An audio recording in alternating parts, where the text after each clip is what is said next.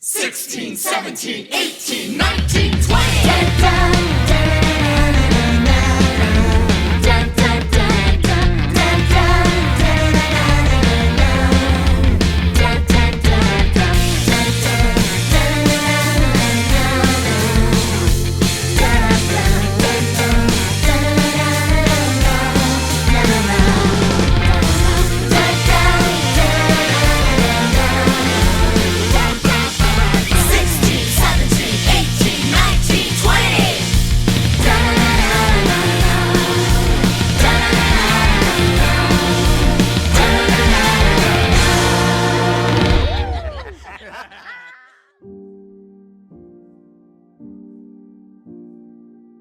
We shall begin with Anharad, as you are sort of the spokesperson for this eclectic group. You are the one who does a lot of talking. You get around. You have many contacts. You know many people.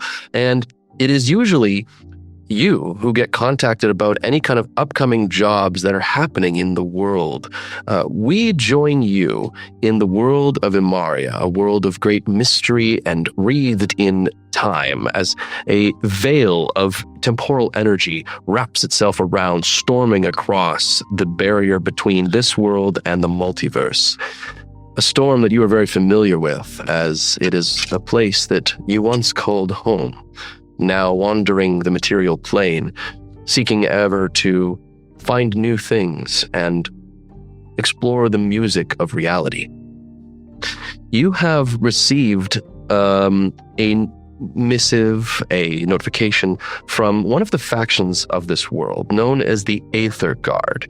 This is a group of knights who basically are very careful with magic. They're not necessarily anti-magic, but they do like to try to keep a balance between those with and without magic and keep the world in harmony and order. You have been asked to join a squad that is being sent deep into dangerous territory to recover an artifact that could bring great joy and happiness to the barren land of Chimeris, a war-torn continent that has long since become a wasteland over the years and years of misuse and conquest. This orb of renewal, is hidden away, and it has been very difficult for anyone to obtain it. It is a job that would require a great deal of powerful individuals and a great and wondrous interconnectivity and teamwork, something that you are well known to be able to facilitate. So give us a moment and kind of give us an idea of where you are and what you're doing when you receive this upcoming mission that you can sign on to. We find Anharad in the last moments of twilight, humming a haunting tune.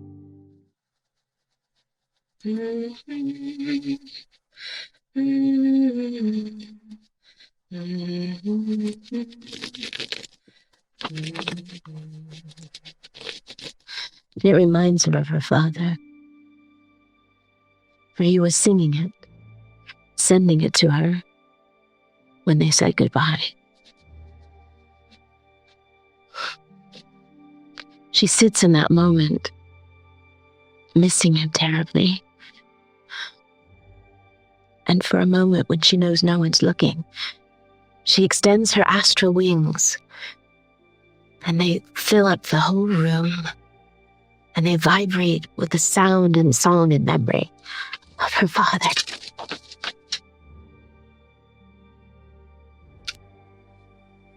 He sent her here to this strange world to save her.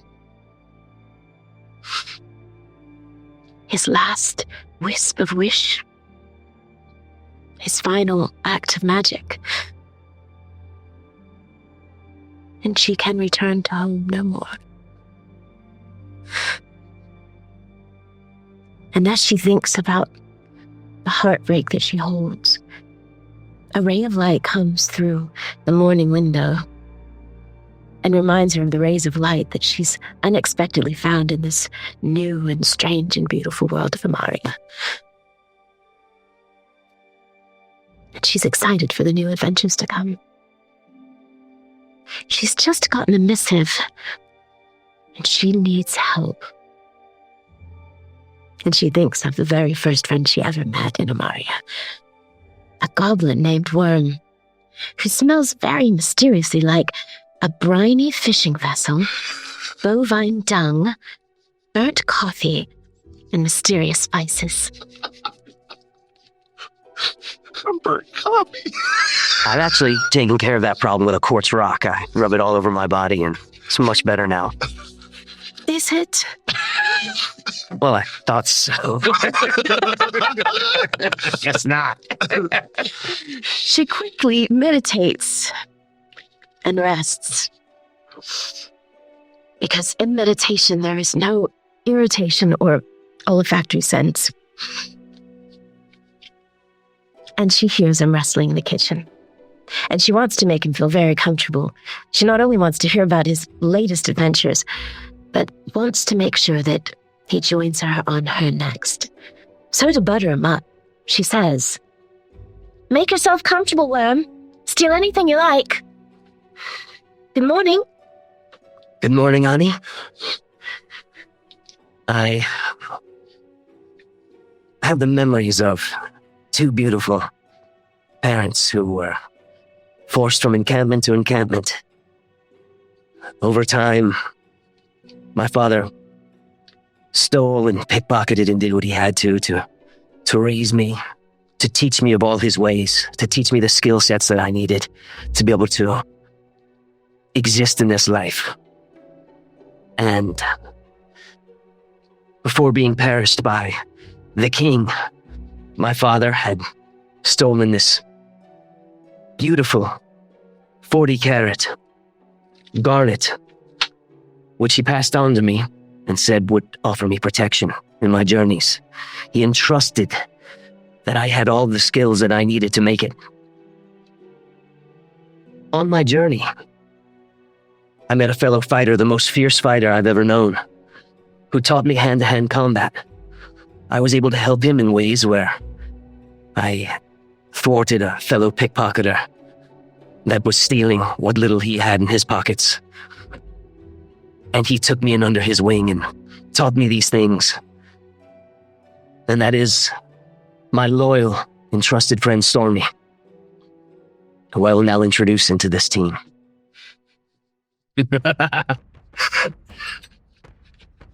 Hello, Worm. My good friend Worm. So good to see you. You smell so nice. You remind me of a poo encampment. It's so good to see you. Oh, that smell of ugly. It makes me smile. I am the oncoming storm. I have been raised, have fond memories of being raised by the tiger people. I've been told about. Unfortunately, I was born in a different land far away. Problems occurred with family. And now I am on my journey to right all the wrongs. I like to eat meat. I like to kill. Eat meat. Kill. And dance. That's not what I thought that was saying. Come on, tease meat. You meet the best people. But I am a barbarian and druid. I have been taught by masters of nature. I can channel and change form. I have connection, which is where I've learned about the little one, who has deeper connections than I. I've learned about her powers through my masters.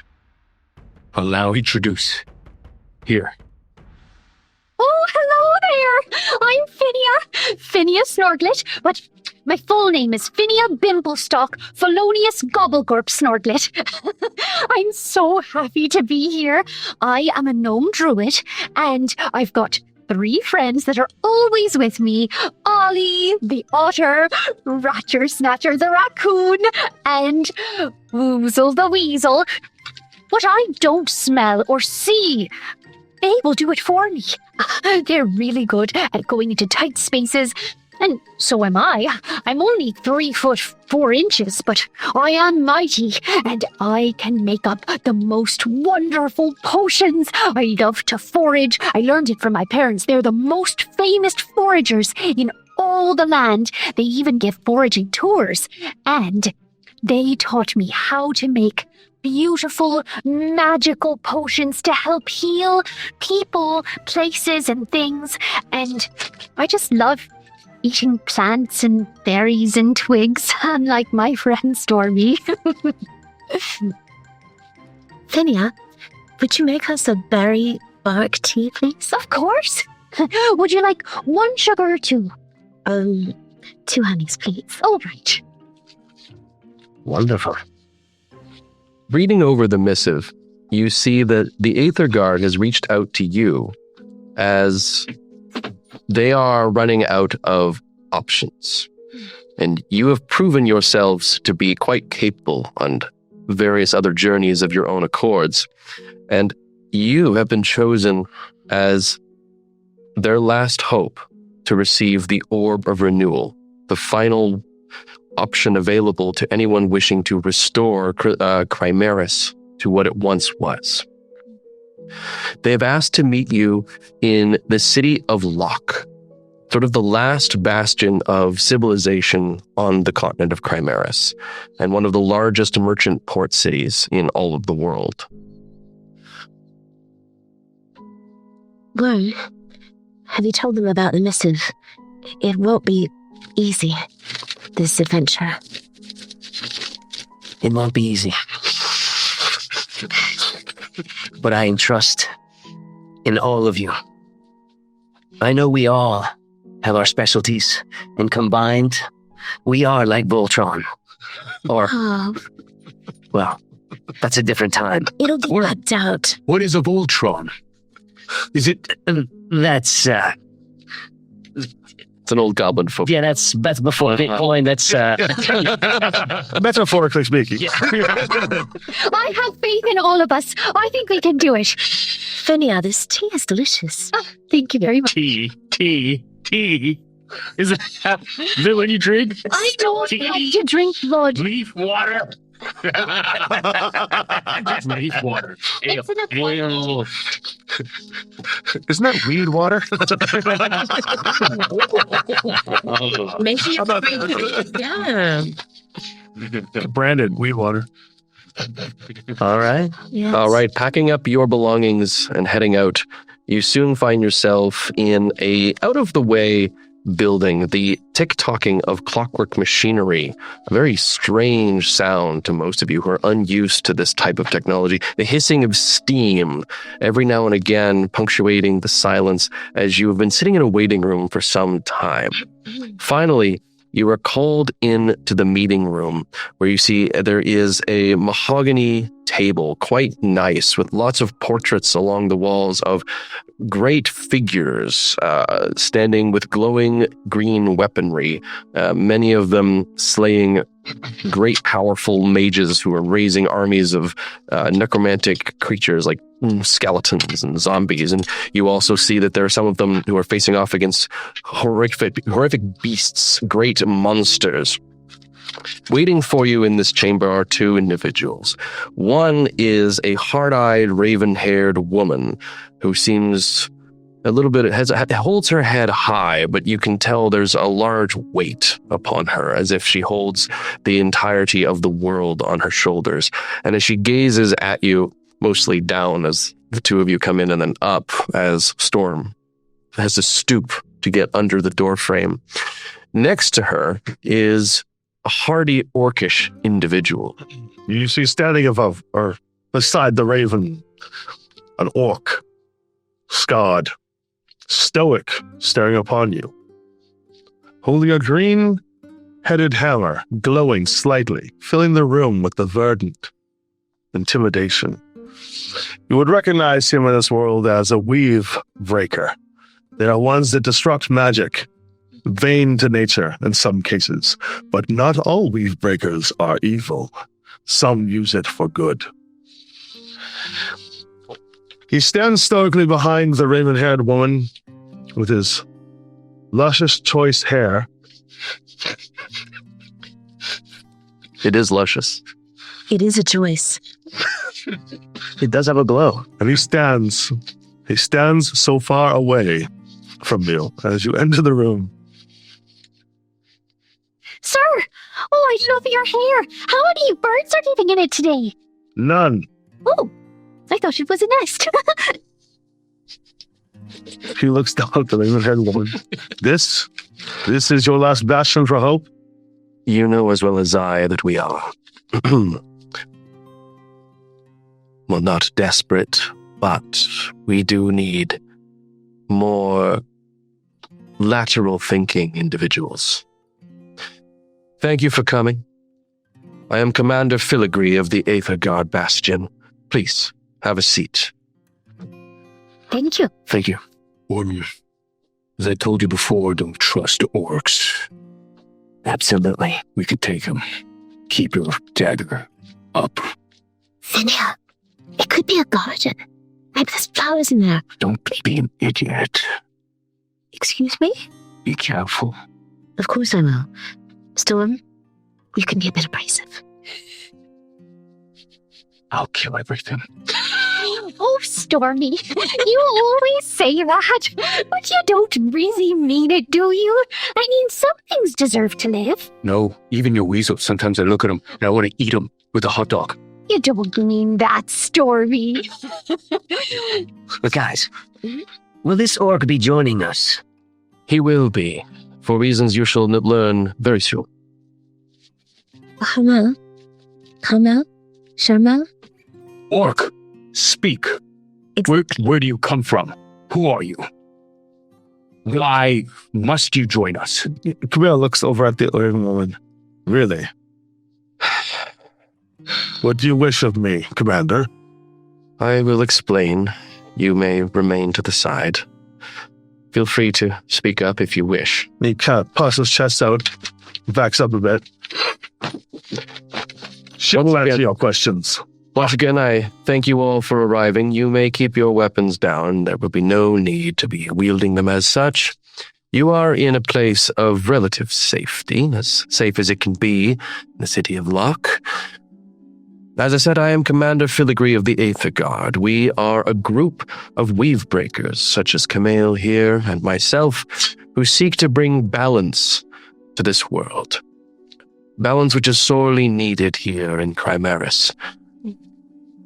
About 25 or so years ago, this place was rife with magic, life, and wonder, but there was great imbalance between those who had magic and those who did not. This was then used as a catalyst for propaganda for the Eltharian Empire to take control, conquest this land, and over the course of their rule, effectively destroying it. When you notice when he says Eltharian, you see Camille just grip his handle and it's like an emotional wound that hits him. The land is dying or dead in many places. The crops refuse to grow, the animals are sick, the villages are few.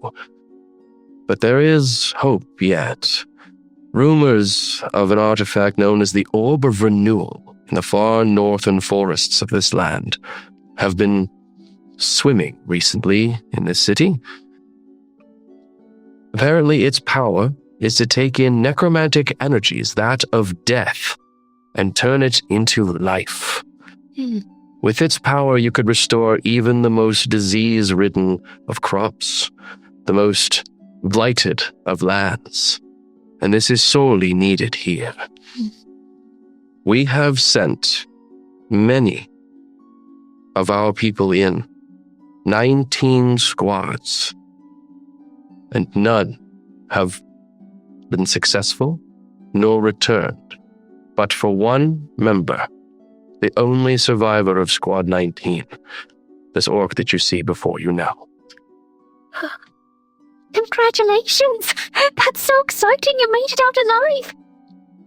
Watching my friends die doesn't constitute as exciting. How do we know it wasn't you that did this? Watch your mouth. You watch your mouth, Toothy. You guys need a room? This dying, this destruction of the land, this nothing that has taken over.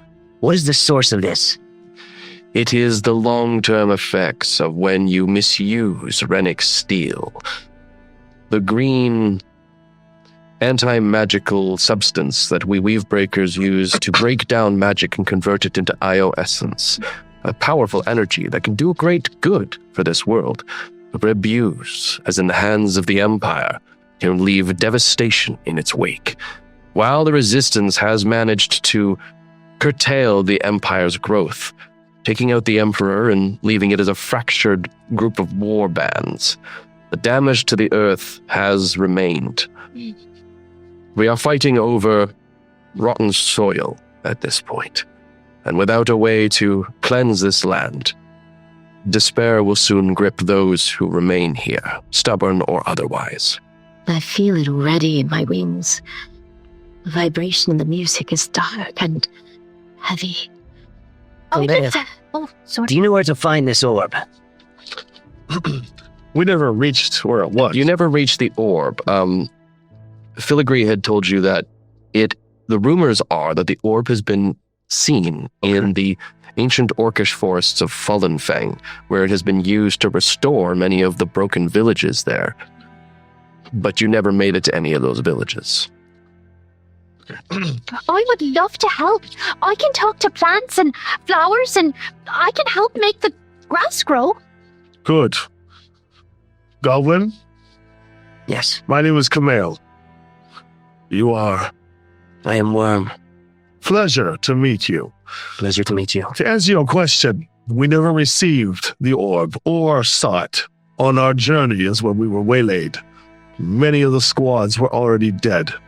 My friends in Squad 19 perished, and so I was left for dead. But I don't die that easily. I believe it. I made the tactical decision not to go forward and instead come back and try and belie any information so that more do not die ahead. Did your hair nest save you? I think it's a garden. That makes sense. I don't believe it had a hand in that. Oh, all right. There's no hands in that. It's definitely a garden. I think I can speak for all of us when I say we would love to welcome you on board to assist us in this mission. And he looks over at the barbarian. Really? Does he speak for all of us? You shut your mouth, giant booger. Let me speak with my friend. Storm? Are you laughing at me? You ugly green pound of rocks. I'll slice your hair. Do you trust this ugly fart? He looks like a bottle. I believe he could be an asset to our group. But I can't do. Stormy, just breathe in and breathe out, and it will be Moses, fine. he's been through a lot. Cleansing breath, Storm. He can help us get to the orb for sure. Kumal, I know it's a sad memory. I can feel it. But can you let us know how your friends passed away? You can see the hurt reach his eyes. That is information that we can say within time. Just note that there was sacrifice and surprise. Let us say we suspect foul play from one of the other organizations that seeks the orb aside from our own. There are many who would seek to gain this power and use it for their own goods. The Xuromane, an organization that we happen to call Mages Without Morals, would wish to use it to improve their own power over necromancy and evocation, abjuration, various other forms of arcane institutes. And there is the Order of Ivy, those who consider themselves to be the guardians and defenders of nature, but more often than not result in the destruction of civilization. The Ivies believe that anything beyond magical means is unnatural and is an abomination upon this earth. They would seek to destroy all the weave breakers of the Aether God hold dear, along with anything that is considered technology. Meanwhile, the Ixuromane simply wishes to just grab more power. We believe the Order of the Ivy was responsible for the loss of Squad 19, potentially the others as well. So, Phinia has a handheld device and really likes technology. She's not like the others. Don't tell anyone. It goes against my plant-bearing ways. just as all weave breakers are not aligned with the Eltharians, we understand that all druids are not aligned with the Order of Ivy. How do we know that this one is not part of this Order of the Ivy? That's true. How do we not know? How do we know you're not a typical weave breaker? I'm definitely not an order of... What's that called again? Order of the Ivy? Ivy. Ivy Order? I mean, I have ivy all over me, but it's not in any order. And just like your hair, it's a choice. I can assure you that this squad is of the greater good. Each individual here is tried and true. He looks to Phil. Commander?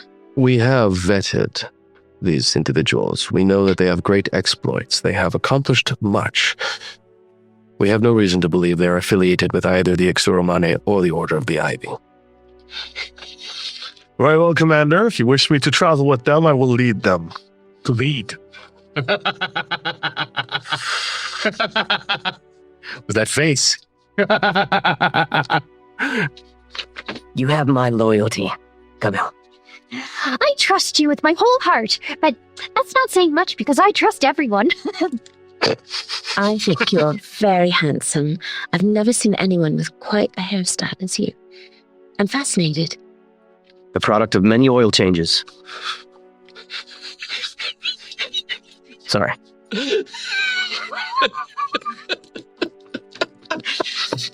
You should keep your head below the oil pan, like off to the side, not right under it. In our previous life, I used to change oil to look hilarious. The entire team is going to have a glow. We are going to be moisturized. Let your soul. We don't have that copyright either. I didn't say anything. Okay. Didn't even finish. Is it like you 2 seconds, right? Like, What is it, 3 seconds before you get the red X? I don't know what you guys heard, but that's something I've created that. One note. One note. One note. It is nice that someone appreciates this hair. I do. I love it. You have my loyalty, and perhaps someday my heart. Thank you. Oh, Well, I guess that just leaves you. Painted face.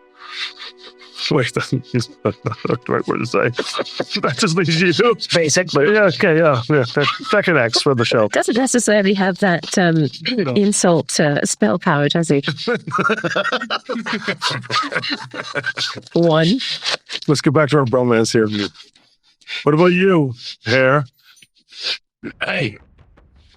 You're lucky my friends trust you.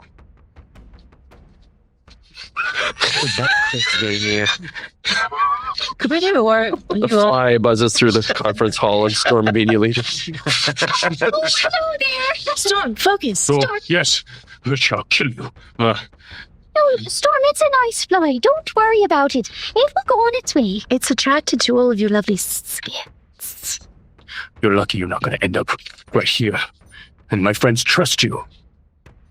You keep that ugly face that far away from me. Deal. Keep my eye on you. Phinia, did you tell him about the flies, honey? Well, if you're very nice to flies, they might help us. Flies don't help anybody. They're a nuisance. They eat my meat. I will eat them. Oh, God. Good point. I was just hoping that, Pork. Flies. Friend. Foe. Foe. Friend! You. I trust you. That was simple. I like it. Sometimes the smallest things. literally. Now, You just gotta know that buzzword, you know? First part of the game. Was it? Definitely wasn't. Very well. If it is settled, your journey shall be to head north. As we do not wish for you to encounter Iltharian presence, or to travel across the wastelands, I have arranged for a shallow-skinned ship to take you up across the seas, the north of Wolfsgate. From there, you shall sail down the river of Torador until you reach the Nesting Rock, and you'll be right next to the fringes of Fullenfang. It'll be a long journey, but it should be without any particular events. We have kept this mission as secret as we can, and by traveling along the mountainous shores, you should avoid any ship entanglements with other factions. At least that is the hope. Yes. Any longer have vertigo or get seasick? Anyone here want to hear our journey map navigation thing again? I love that. Yes. Take two. Take two. Do not, She goes right down. do not worry. Camille will know the way, and your captain of the ship will be able to take you there without much interference on your own side. I should warn you that Wolfsgate has only recently reclaimed their independence from the Iltharian conquest, and they will not take kindly to a weave breaker in their shores. Be sure to keep your involvement with the Aether Guard close to the chest when you arrive there. Let them do their business and be on your way. I shall disguise my hammer. That would be most wise. You are going to be taken by the Brine Braids clan. They are a fairly reliable group of dwarves, if dwarves. They will get you there safe and sound. I would suggest that you take the time you have before heading out to survey the city of Locke and acquire any gear you think you might need. This will be the last true civilization that you will be encountering on your journey. And they do say, if it exists, it can be purchased in Locke. Any questions? No, I make maps, so I'm happy to help. Do you have enough parchment and ink? Yes. I think I do. That's Yes. a list. Make a list of things you would like. The city can provide it. Parchment, ink, Meat. non-natural deodorant. Beer, meat. Beer, Meat. meat, Rations. ale, more meat. Beer. 2 beers. Just a touch of whiskey, please. Whiskey? Whiskey. Okay. I could get on board with this. Hello? Do you have anything for the list? The whiskey would be great, actually. The message is here. And As the what's the Irish drink? would call it. And just a different deodorant, what they might have, besides a quartz rock. Like a dark roast. Phinia, certainly. You have a spell? I've got a potion for that.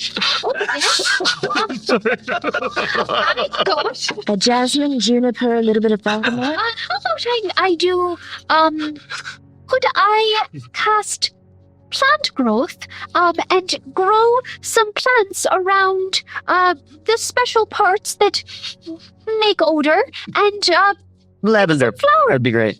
Worm. Don't allow them I'd like to do you. that. Is that How does your butthole smell? It reminds me of our childhood. Well, thank you, my faithful shadow. Don't let them stink you up. I think the ladies in the group would prefer a lavender scent, if that's all right. We're going to be in a very shallow skin boat. How quickly can you produce this smell? Right now, if that's all Yeah, right. so you can prepare the ritual. You pull the lavender out from where you store it, and you place it in the various locations upon Worm's body. And what does it look like as you engage in the ritual to grow these plants? It looks like me with Ratcher Snatcher, Ollie, and Woozle, and we all gather from the ground the bits of twigs and berries and dirt, and we mix it. Hold on, did you just put a little thing of poo in there? Hey, it's his scent. It's all right. I can work with it. 2 rabbit pellets it is. All right. I mix it all up. I put a little bit of, let's say, otter sweat, and which is very sweet. And mix it up, mix it up, mix it up. Poof. There you go. It's our first marketable item. A little perfume, otter sweat. It's very, very sweet. Put it back here. Beautiful. Do you like it? Little in the crotch. Hey, something might happen. Always need the narration. But Do they sell black licorice in this land? I believe so. Anything you want to be purchased at Lock. black licorice. It is one of the mercantile capitals of the world, so And That's that's excellent. anything imported would Excellent. also be available. Shall we? Shall we? I assume it's like a montage of us like, oh, didn't it be nice? 2 seconds, right? And so and we're buying stuff, and it's like, Yeah, so traveling around, the city of Locke is, you would never know that you're in a continent that is dying and war-torn. Locke is flourishing.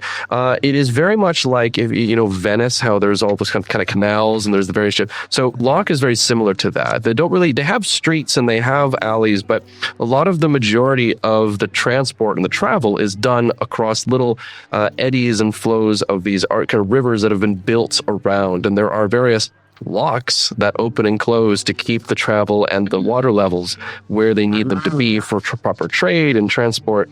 There are market stalls, awnings, bright colors every which way, and every type of species you could possibly imagine on this world just milling about here and there, paying you absolutely no mind as you exit out of the Aetherguard Bastion. The Bastion itself is sort of its own section of the city where there are many different weave breakers all going about, and it is an artistic explosion.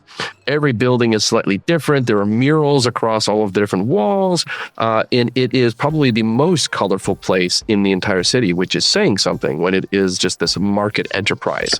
But going your way through and out the slightly green tinged stone walls of the bastion, the market city opens up before you, and you can begin making your way going through the stalls.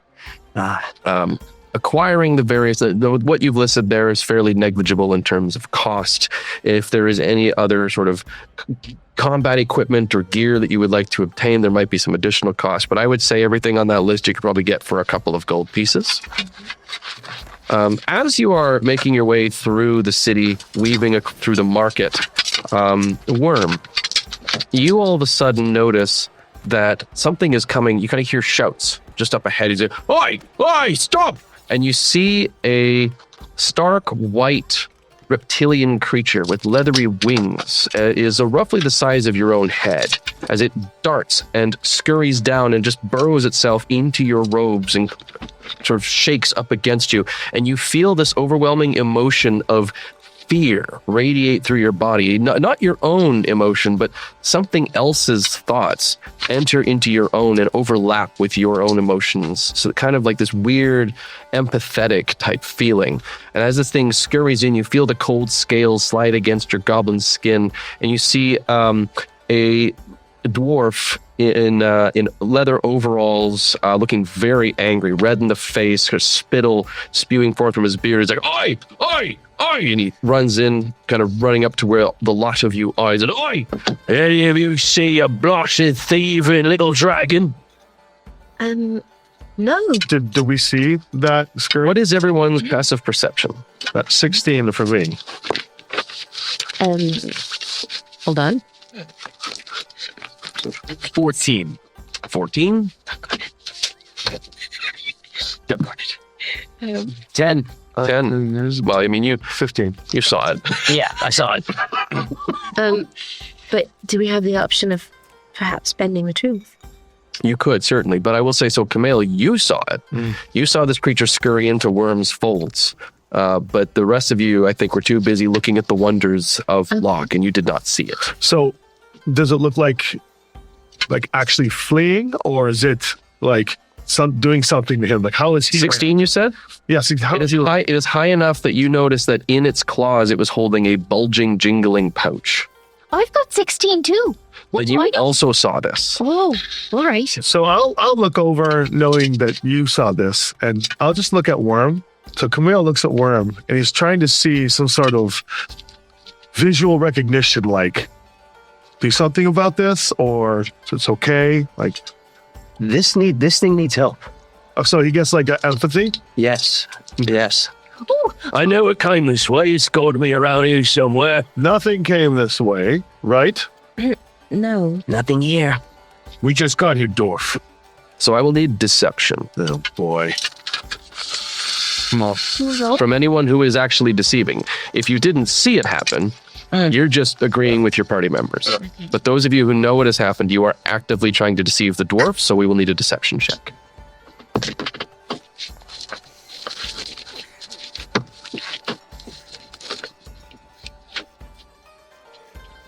I've got 5.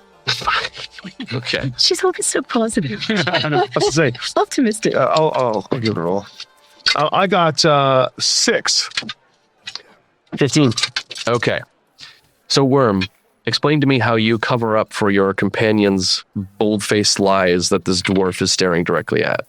How do you get in the way of them giving away the ghost, as it were? What is the problem with this thing you're looking for? We haven't seen anything.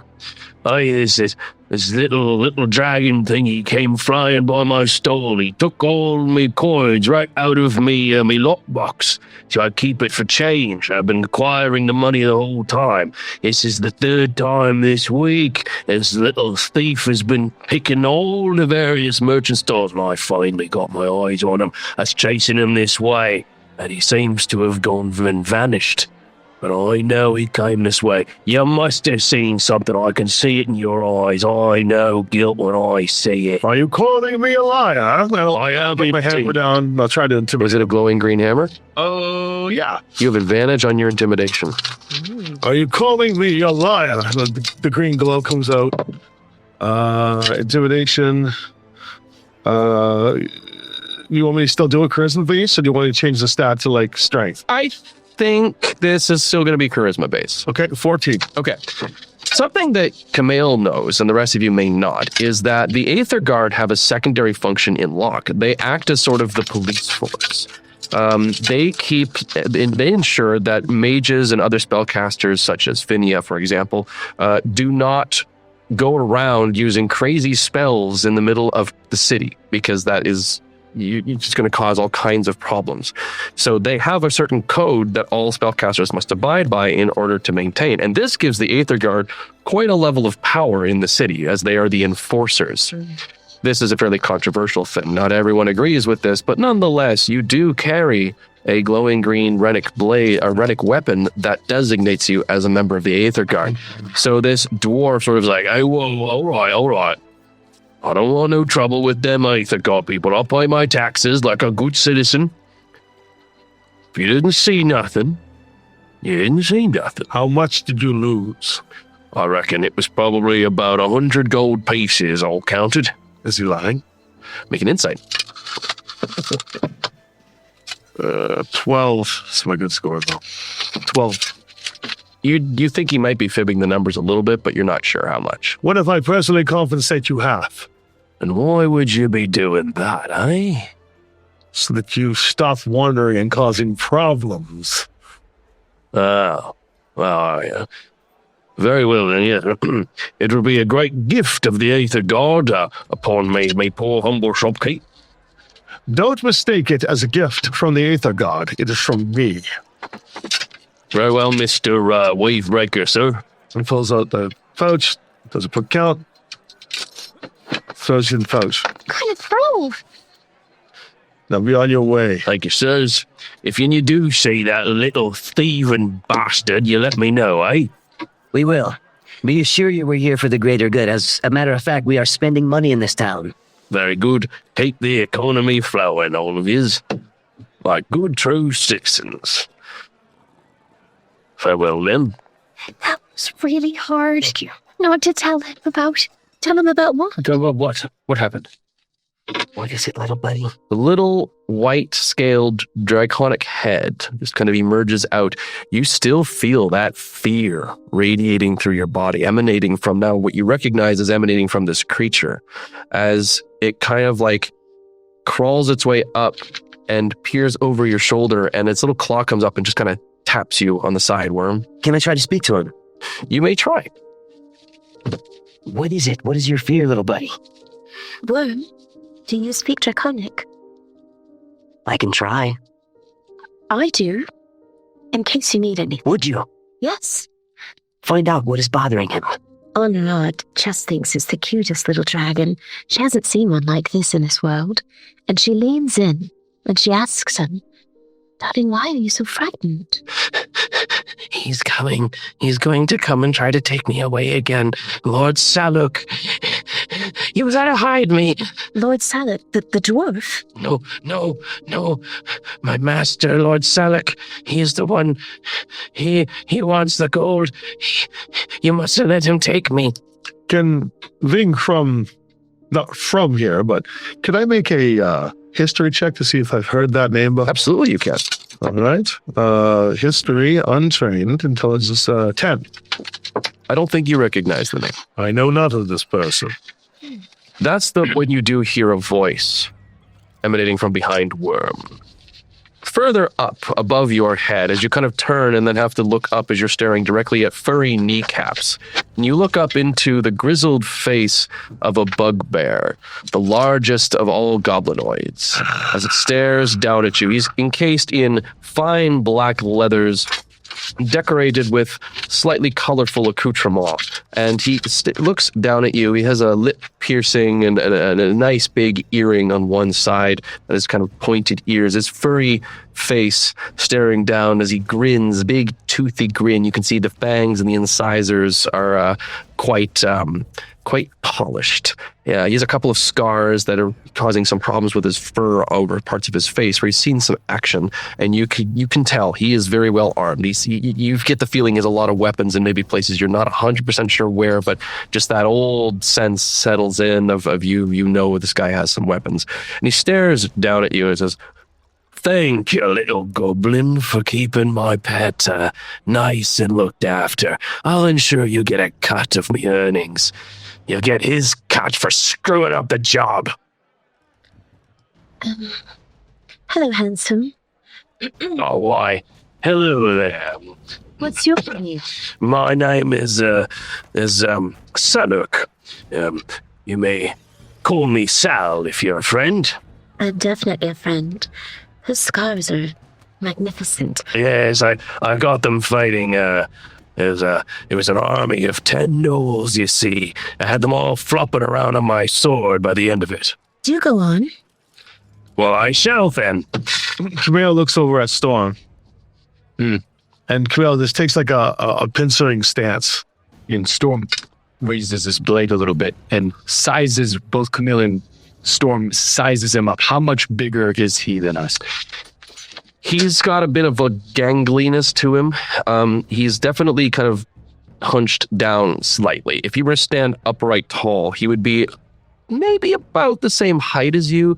He might be a little bit taller because the ears kind of poke up a bit and he's got some of the fur, but he's a large individual. But you also kind of get the sense that he's wiry, very agile, very quick. He could move with an incredible speed, and his arms have quite the reach to them. They kind of like dangle down well past his knees. So he would be an imposing combatant, and he definitely has seen combat in the past. You get that feeling. Sal, you were telling me about your lovely history, and it looks like you think you've lost some money. Yes. How much was that?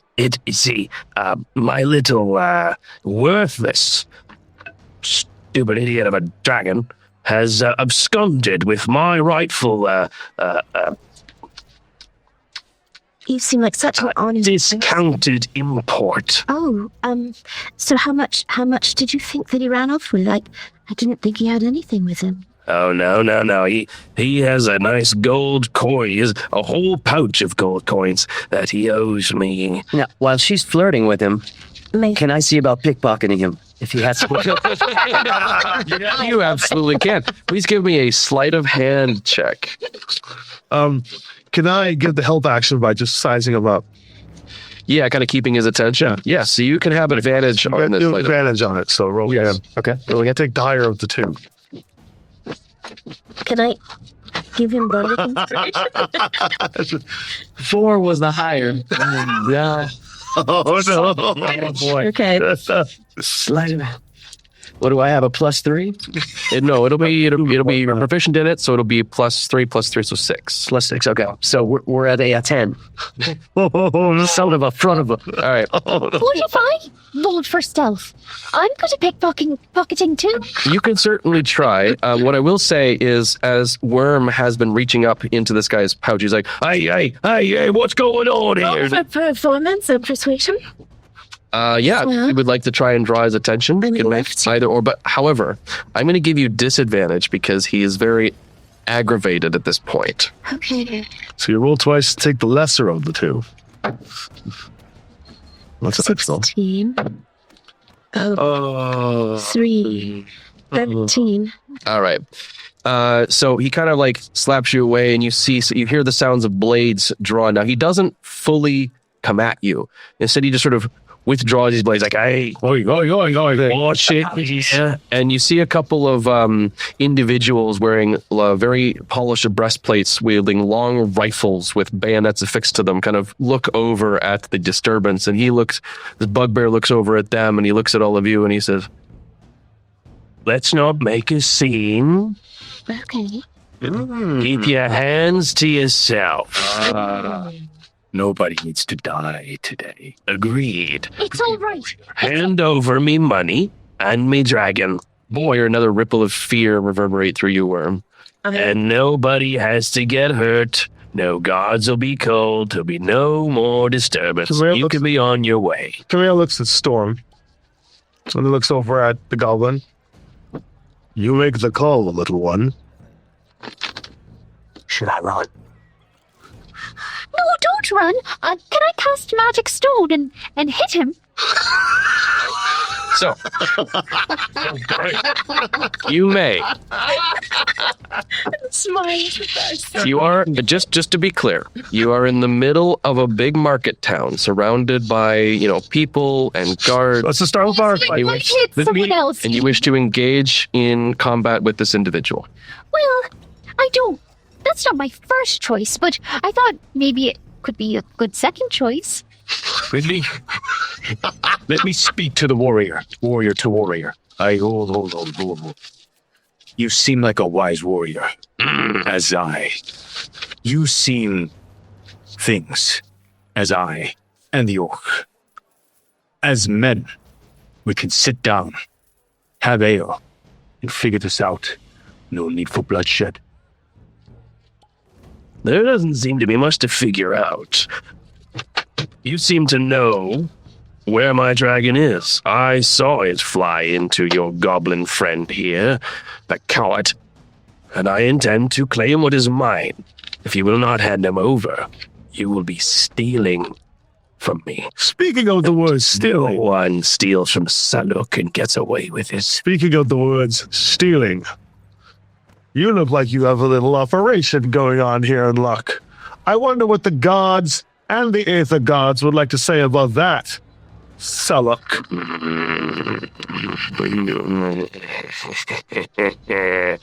Oh dear. All right. Not so you can give me the dragon? I don't think he wants to go with you. Little great. Oh, I would like to cast minor illusion, and is that all right? Yes, we can continue. Great. All right. And I would like to create an illusionary object that is a fish, and have the fish go in his face and surprise him with it and give him a very smelly face and he can't see it and we can run out. Great. Smelly face? Technique. Smelly fish. Okay, what does it look like as you weave your hands in the air and conjure a fish in front of this dog bear's face? It's like a watery movement. I water it out, and then poof, fish. Amazing. Fish assaults the guy's. But there's no fish there. There's no fish. You all just say he'll like do this to nothing. A couple of children kind of start laughing and pointing at him. Well, what does Phineas do then? Does she run? Oh, we all run. Do we all leave? run. Yes. Phineas just books it. Let's follow Phoebe. And start like, I'm both. Hey, where'd he go? I don't know. I don't know. Well, if you see him, you tell him he just made a powerful enemy. Oh, Saluk doesn't forget a face. I'll find that little runt. We'll see about He just that. kind of takes off into the crowd. Looks like we've made a friend already. Now, where did your friends go? They just took off. They left us to die. Did they do Shit, we're over here. Did they do this to you often? Yeah, we cautiously look back from a corner, And I send a message. tucked back behind some structure that, and we look for them and signal them where we are. Okay. Now we're all hiding like a little out of the way. The little white pseudo dragon peers its head around and looks, and then that fear is replaced with elation, just pure joy as it surges through your body, and it reaches down and plops a bag of 400 gold pieces into your hand.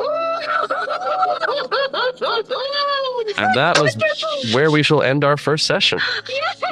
Yes. 350, because you're going to bring a person.